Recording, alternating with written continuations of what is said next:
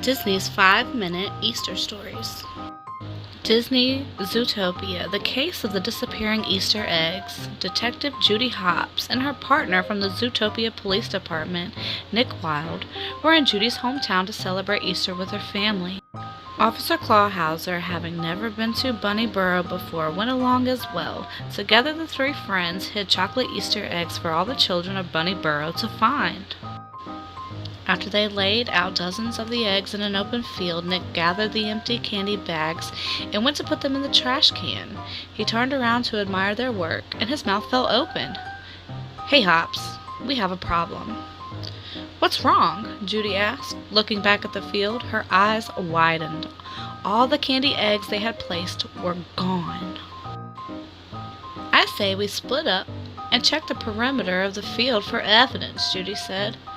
"Call out if you find anything. We are going to find those missing eggs." Slowly, the three detectives circled the field. Nick slid his watchful eyes left and right. Clawhauser used his excellent balance to explore the playground. Judy kept her nose close to the ground and her ears up for odd noises. She heard something in the distance, over the hill. She was about to investigate when Nick called out to her and Clawhauser, "You guys, I got something over here."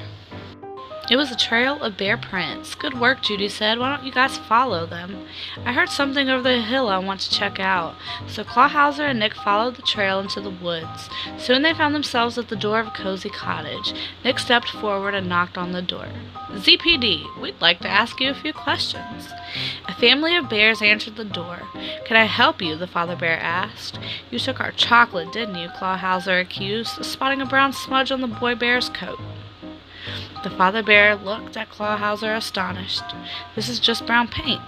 We were painting this morning."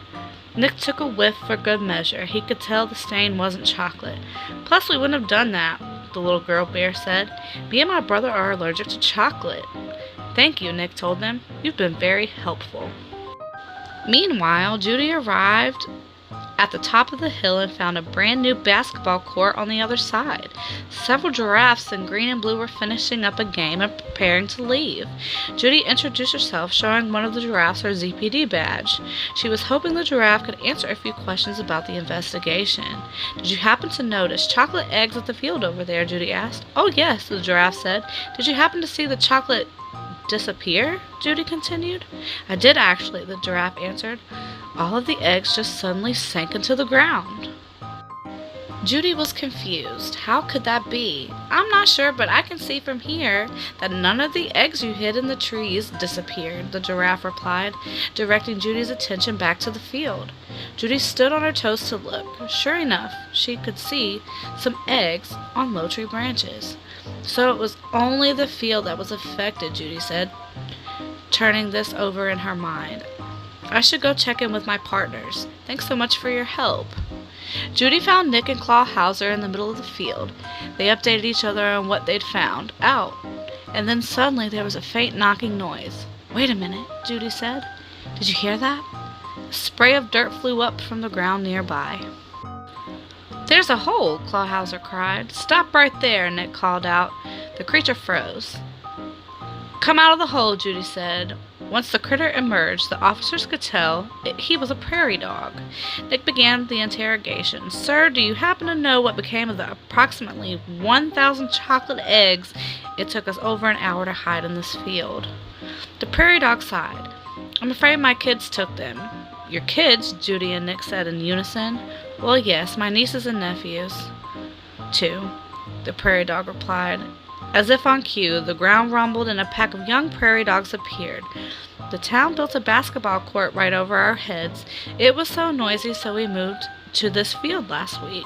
Because of all the hubbub, we haven't had a chance to shop for Easter candy," the older prairie dog explained. "This morning the kids woke up and smelled chocolate. I'm afraid they couldn't resist." "Well, thank you for being honest with us," Judy said. "But listen, kids, you can't steal from other animals. I'm afraid we have to hand down some sort of punishment," Nick said, hiding a smile. "I think community service is appropriate," Judy said. "Community service is helping out in your neighborhood to make life better for the animals around you. Today, I think we'll start with you kids helping us hide more eggs in the field." "Hey, Carrots. Nick whispered to Judy a little while later. "I bought one extra bag for you, me, and Clawhauser to split." Judy looked around. "Where is Clawhauser?" They found him in the truck, shoveling the last of the eggs into his mouth. "That chocolate was for all of us," Nick cried. "Sorry," Clawhauser stopped chewing. "I guess I gotta do community service." The end.